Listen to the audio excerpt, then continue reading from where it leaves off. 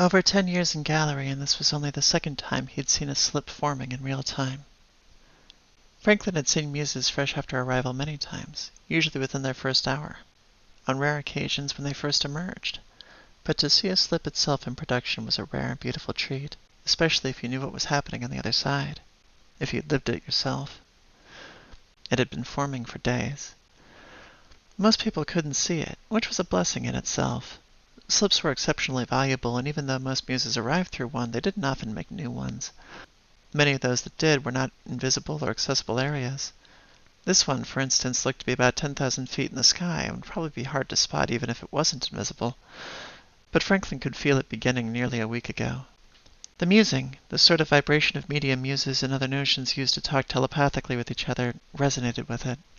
He'd kept watch for 3 days while he searched the area, trying to figure out what they'd encounter upon arrival. The closest settlements, the most likely wildlife, the nearest patron activity. What he'd say. He'd done this dozens of times, but it was still exhilarating, still nerve-wrackingly anxious, still so beautiful. The ripple in the sky trembled. Light began to stream through. He grinned through his raven-light beak. "Almost there, little one," he whispered, as one would to a hatching chick pressing with all its might against a shell. The local notions had seen it forming too. Whimsies were circling, waiting, watching. Nothing threatening, he'd checked, but the woodland paintings were alive and awaiting their new arrival. A roaming scholar caught his eye, skittering up a tree to observe from a branch. He cursed his luck. There had been another a few days ago, but he'd hoped it hadn't noticed the slip. Wishful thinking, really. They didn't miss much. Gannifor would be the patron arriving on scene. Its mouth was probably already on the way. Franklin wasn't in good graces with that particular entity, not after he'd been involved in a battle against its hand a year ago. Patrons don't specifically keep grudges, but he didn't want to complicate the new muse's arrival. He'd have to leave when the chorus changed, and that didn't leave much time for orientation. Or celebration. It never seemed like any of them ever got the celebration they should when they arrived. There was far too much to do, too much to learn, and too few people who understood what it took to get there.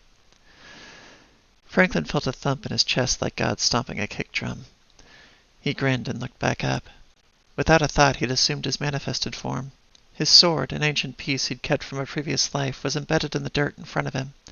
He spread his wings in his stance as the next shockwave hit, making his feathers ripple and shaking the trees. Birds took to the sky, and the little whimsies scattered and chittered excitedly. Franklin bore it, and it sent a tingle up and down his spine.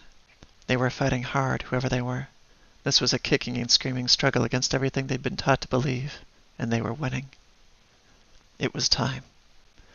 The sky cracked open on a rift of dim light so distant in the darkness of the evening that, if not for his Venler eyes, he'd not be able to see what fell from it. But he could. A figure was falling from some 10,000 feet in the air, shrouded in flesh and feathers. Barely any. Brand new. Brand fucking new. Their medium was dust, pitch black and murky. They hadn't manifested. They were doing it, right now, on the way to the ground. They probably didn't even know they were falling. "Do it," he whispered. "Do it. Find it. Show me your colors. Do it." They were struggling. Arms were clamped together, black feathers were streaming out of open wounds. He saw blood glinting in the sky in a ruby stream behind them. He stepped forward, having to physically hold himself back from flying to catch them. The feathers were ashen. The blood was ruby. They weren't there yet, but fuck, they were so close. So close. Through the musing, he could see memories pouring from those wounds like photographs. Images of a life lived and a different life felt. His heart ached with recognition. They were trying to tear them out and find the person underneath. "Do it," he whispered, his volume increasing with his urgency. "Do it! Do it! Show me!" A scream like a screech of a hawk split the night as the plummeting muse dug their hands into their arms and tore them aside. Ashen black feathers flew out in a puff and gave way to the brightest red and yellow this side of dawn itself. And fire. Fire was everywhere. They were covered in it, screaming downward like a comet toward the ground with a contrail like a bird's tail. Wings were forming, and the sound itself was rippling into the sky into waves of gold. He was half a mile away, not counting the vertical, and he could still feel the heat as he cheered. They weren't falling anymore. They were diving. Firebird. Kirin. Hope given form. A new muse graces the gallery, he spoke reflexively, crossing his sword with his wings. Not just with his voice, but with his musing as well. Amplified by the gastromancy he'd prepared earlier, his broadcast could be felt by every notion within 100 miles. Through darkness they've found light. Through pain they've found hope. Through struggle they've shown strength. Blessed are we to witness these things made manifest before us. The litany was of no specific origin, nor any deity to speak of.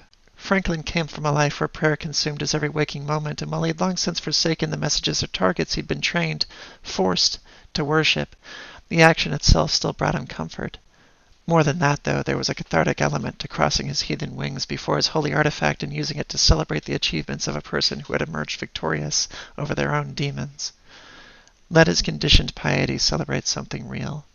It might be the only recognition they ever get for it. So much of being a muse felt like having to hide or be on guard. It was easy to forget the sheer beauty of the experience. Right now, in this moment, he would sing praise to that beauty. The rest would come in time. To every painted soul, he dug his talons into the dirt. A Kiran has been named. With heart of fire and eyes like stars, your sibling arrives this day. Love them, help them, lift them, and their glow will lift us all. A nova of flame exploded outward from the plumbing avian as it flared, lighting the 3 a.m. sky like dawn breaking. The echo of their proud, vindicated screech made his feathers stand on end. He could feel the defiance, the incandescent emotion, the sheer victory in that scream. They were right. His medium gripped the hilt of his sword and yanked it from the ground, pulling it close before thrusting it upward into the sky. He channeled medium through it, firing it vertically in a pillar of gold and midnight blue. He dumped his heart into that pillar. Medium could be tiring to channel or frustrating to fumble with, but in moments like these it flowed like a waterfall. Endless, pure, torrential and powerful. Undeniable. His musing trembled, like small shock waves that rippled his entire body. He could feel others joining his display. One, about 50 miles to the south, their yellow medium sailing upward like a firework. Another, fully 80 miles east, too far to see and only perceptible because of the gastromantic enhancement, their own medium aimed at the stars. 2 more to the northwest. Another, west, clear out to sea some 30 miles offshore. He pocketed his sword and flared his wings, tearing off to the sky to intercept the new muse's landing. Across the horizon he spied over 24 tiny points of light. A handful he recognized, but the others he'd never seen before. Still, they'd answered. Still, they were celebrating. Gallerie was a terrifying place. A fresh hell awaited this new muse, and he'd have precious little time to explain it to them when they touched down. They may not stay. In many ways, the canvas was easier to take. But no muse really forgot what it was to finally find their own. And here, in this new place, they were family. Gallerie Stagecraft begins with this story, which is a companion piece to the entire intro section of Gallerie Music, where you actually witness the follow-up to this, which is Franklin talking to this new arrival and delivering to both them and to the player a kind of breakdown of the setting. And I was really pleased when I eventually decided to separate those 2 books, Gallerie Muse and Gallerie Stagecraft, like this, that I got to actually have a location to put this side of the story. Because in Muse, Franklin's kind of narrative is fairly direct. It's calm, it's forward, it's trying to deliver a whole lot of information to kind of the player. And there wasn't a real great opportunity to kind of expand on his emotions during that particular interaction. And I was excited to have a spot in Stagecraft where I could kind of show that one of the core concepts of this game is this kind of communal interaction, this interaction between muses and between other people, and that Franklin wasn't just kind of there as a tour guide, he was there because he cared. And that is a experience that I hope that many players will get to echo as they become kind of veterans in this particular new world and encounter more people like them that they can kind of show the ropes to. The beginning of Gallerie Stagecraft, which, if you hadn't seen earlier stories, is the companion book to the core rulebook, is a kind of guide's guide on how to structure your first few games. It gives a couple tips, it gives some deeper lore. It also just kind of gives a breakdown of your first 3 sessions according to one particular outline, which is obviously not the only way you can run it. It's actually explained in here that there are lots of different ways and lots of things that can be covered, but it does provide a little bit of a framework if you just don't really know where to begin. This game is different than a lot of other narratives, and because of that, I don't necessarily want people to be lost. So this whole section here is about setting expectations, certain landmarks to hit on your way through, and guiding you into the larger story of the setting or the larger story of your plot. And the hope there is to just kind of make life easier for the guide. But this is obviously not something that every player requires, so it was really nice that when we did make the guidebook, Stagecraft, there was a place to put this that wasn't going to take up page space in the core rulebook. Within this section are all kinds of breakdowns on painted worlds, which get touched on in the core rulebook but are further expanded upon here. Examples of them, examples of the way in, examples of how they're built, examples of core frameworks, which are larger painted worlds built by the patrons themselves. There's all kinds of things like how to craft the world itself, different influences you might encounter. There's a section here at the beginning that talks about actually using the canvas, that is the real world. It's brief, it's only a 2-page section on this side because the canvas itself is kind of the reality we've grown up in. And presumably you're pretty familiar with that. But one of the things that it covers, and something that I want to mention here, is like, don't overlook it as a narrative tool.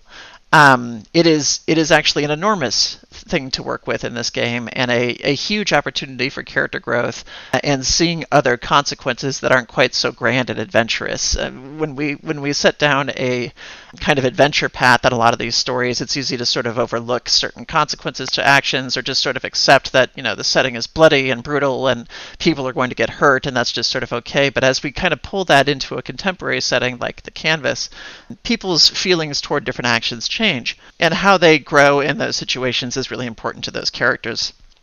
This is also where their kind of lifetime of emotional attachments has been built. So having them interact with people they used to know prior to their manifestation is a fun opportunity to play with. Interacting with family can be a fun or stressful opportunity to play with. Also covered in here is the reality that some of these conflicts they might experience in the real world that they emerged from could be pretty difficult to narrate, and that keeping track of how you feel and how your players feel and what they actually do and don't want to pursue in these areas is a good idea, because it's really easy to touch on some nerves when you're dealing with these kind of metaphors in a space like this, and you're going back to conflicts that they might have that are familial contacts or social conflicts or anything else like that. And that kind of wraps up the first chapter for this particular book. From here we have about 130 pages worth of content in Gallerie Stagecraft, this companion book, mostly having to do with niche rules or specific circumstances that aren't always needed in every game. So I'm excited to go over those with you, and by the time we're finished with this section, you will have a pretty comprehensive understanding of what you're going to find in Gallerie Muse, the core rulebook, and Stagecraft, the companion book.